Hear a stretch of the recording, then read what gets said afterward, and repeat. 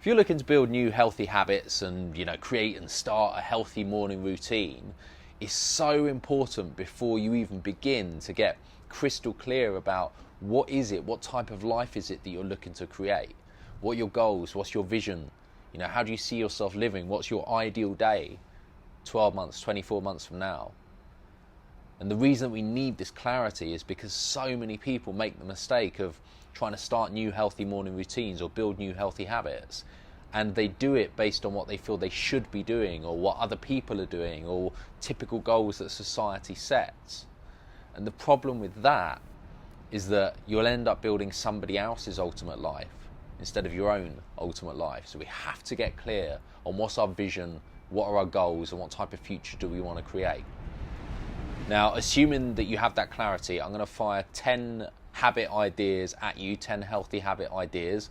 This is stuff that I do, either in my business or in my life regularly. It's things that I track religiously. I love a good spreadsheet. And during this video, if you want to get access to how to actually change your habits and also access to the tracker that I use for my own daily habits, you'll see links throughout this video, either up there or down there. Right, or down below this video. So 10 habit ideas. Number one, I always wake up at a pretty much set time every single day. For me at the moment, that's 7 a.m. Now I know some people, if you're say working a corporate career and you want to get morning workouts in, morning meditation in, like good healthy habits in the morning, you might be setting that time earlier. It might be 6 a.m, it might be 5 a.m. I've been there and I've done that, but at the moment, online business, it's not something that I necessarily want to be doing anymore to get up at 5 a.m, but I do still set my goal 7 a.m. every single day. I have that habit and I just make sure that my alarm goes off and I get out of bed. Number two, I work out every morning, well, five out of 7 days a week. And that can be HIIT training, it can be gym, it can be going for a run, it can be even yoga sometimes. And also scattered throughout the day, I'll play golf. I love playing golf with my dad. And I'll also walk as well. So I often go for a walk. Walking is really good for you. So it's important to incorporate some sort of health and fitness routine into what you're doing.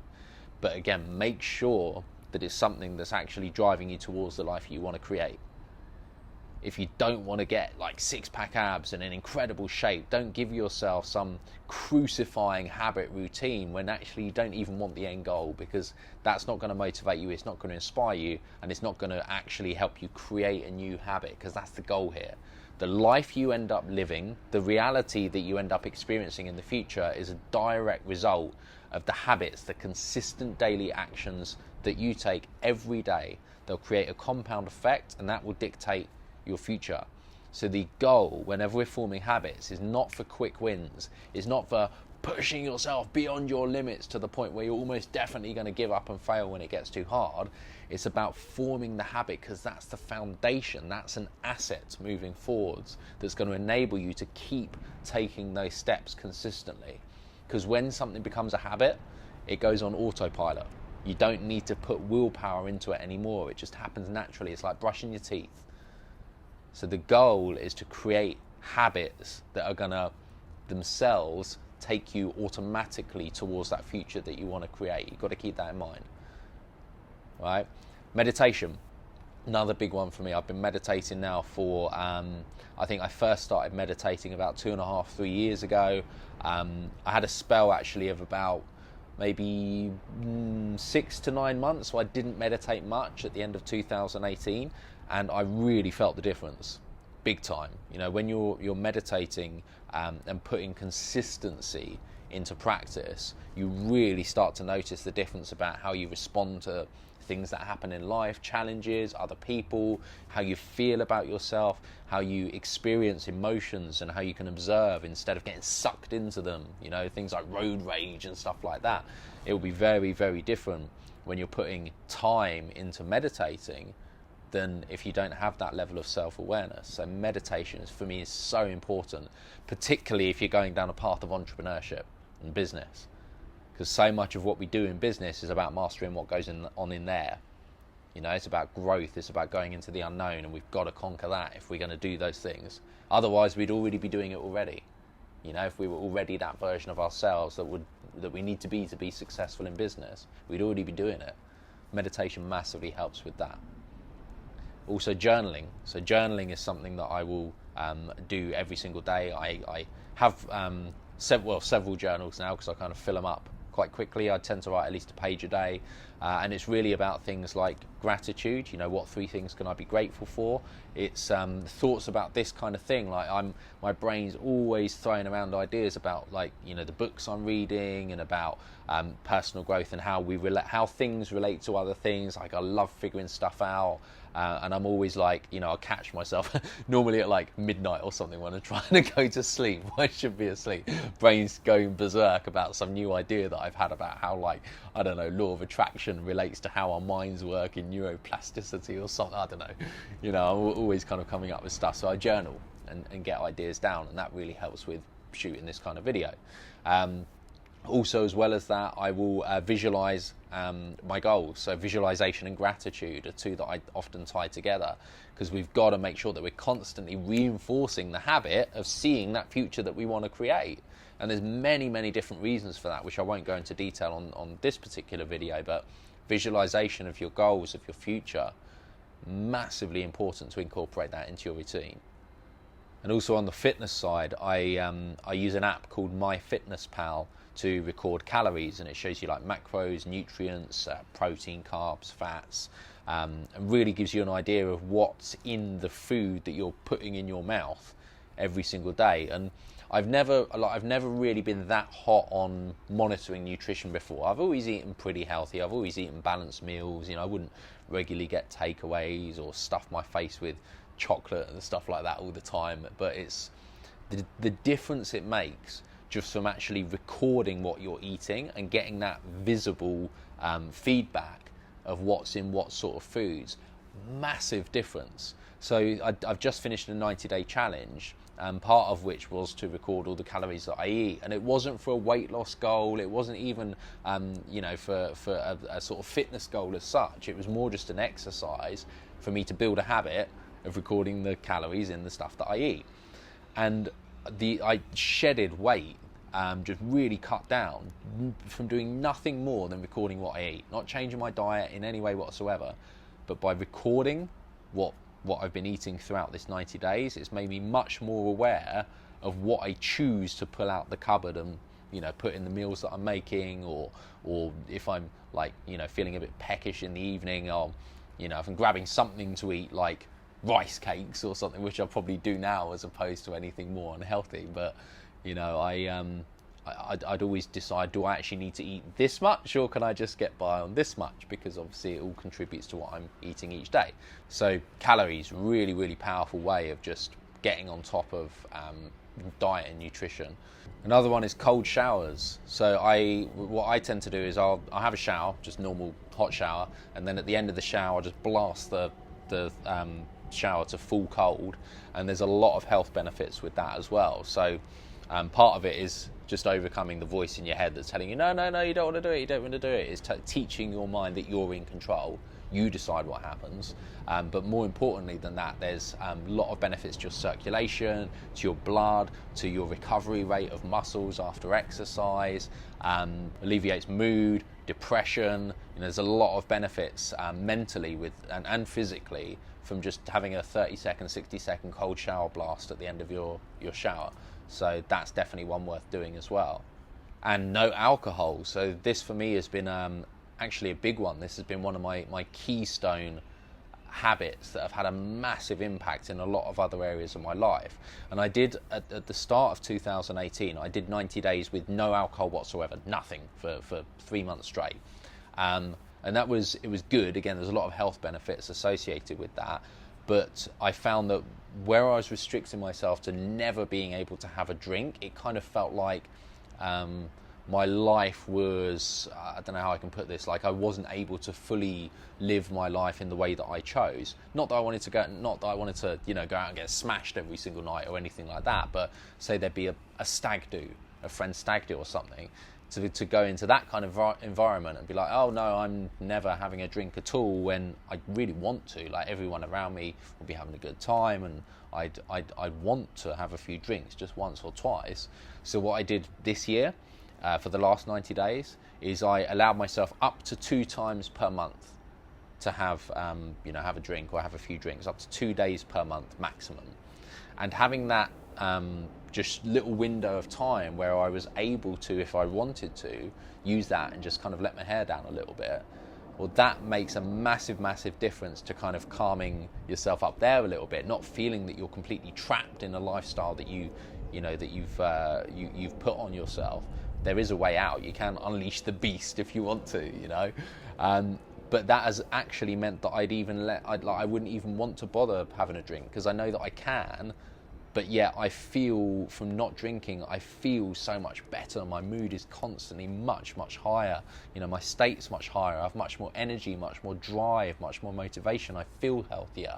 Again, the calories thing. If you're recording calories and you go out in the evening and have 10 beers with your mates or something like that, it's about 2,200 calories in 10 pints.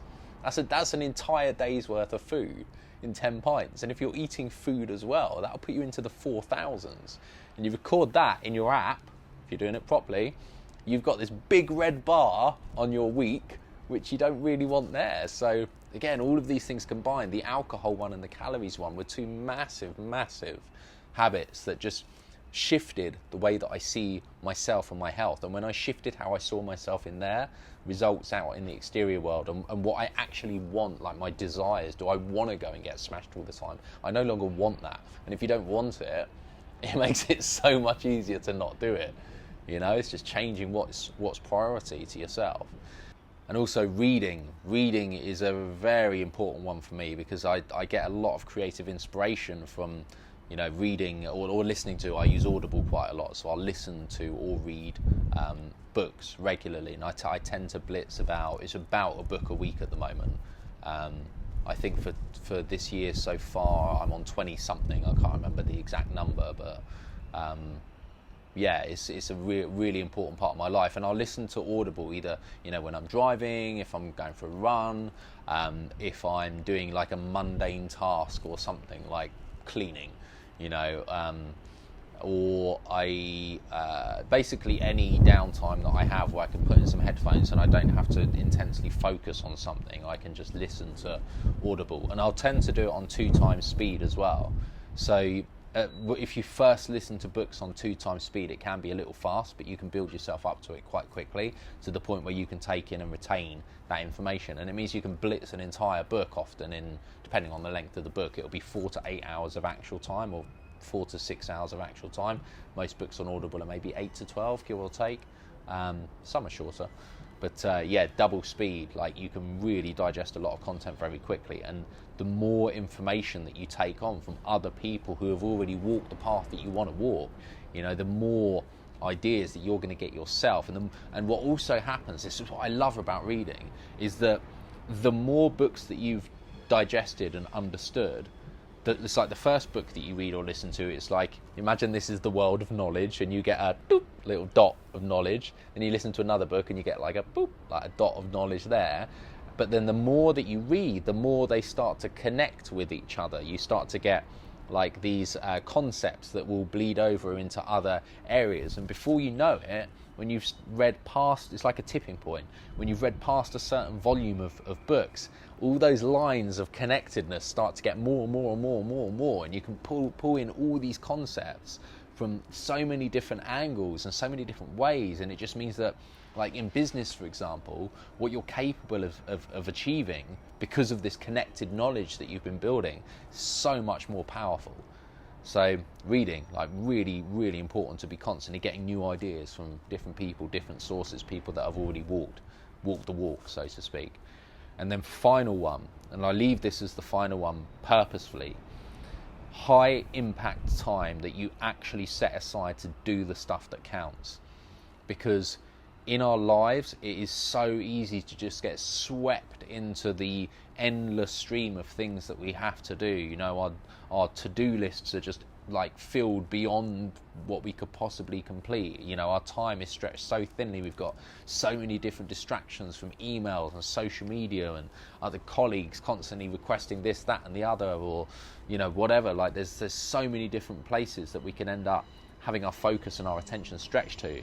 it is massively important. If you want to achieve anything in your life, either in life or business, it is so important to schedule out actual time in your diary, an hour, 2 hours, 4 hours, whatever you can do. You've got to make it a priority to have no distractions, phone in airplane mode, notifications turned off on your laptop. Make sure that people know not to disturb you, and during that time, that is your time to focus on the highest impact tasks that are going to move you closer to your goals. Okay, so you've got to work out what are those high impact tasks, and that comes from scheduling and productivity. And I do other, I've got plenty of other videos on those kind of things. But you've got to make sure you're setting aside that time to focus on the stuff that is important to you. Because if you don't, weeks will go by, months will go by, and you'll suddenly realise that you've done nothing to work on your goals, nothing to work on building that dream business that you've wanted to start building on the side. Got to schedule that time in, massively important. So there's 10 habits for you. That basically forms the foundation of my entire life, particularly in regards to business. But if some of those if you feel they will help you, if all of them you feel they will help you, or maybe they give you some ideas for other habits that you might want to produce, just make sure that whatever you're doing, it is actually the stuff that is going to move you closer to the life that you want to create. Don't just start trying to set habits just because other people are setting habits. Got to be about what you want and what you're looking to create. All right, so hopefully that helps you. I'd really want to hear from you as well. If you comment below in this video, I'd love to hear if you have other habits that you feel have been really, really important to help you move forwards, or if this has inspired you to take some action. And as I say, remember, if you want to learn how to actually start changing your habits, or you want the tracker that I actually use for all of my own habits, so the 10 that I've just told you right now, then up in the top corner of this video or just below, you'll find links to help you with those areas. All right, so thanks for watching. Hope this helps, and I'll speak to you in another video. Bye for now.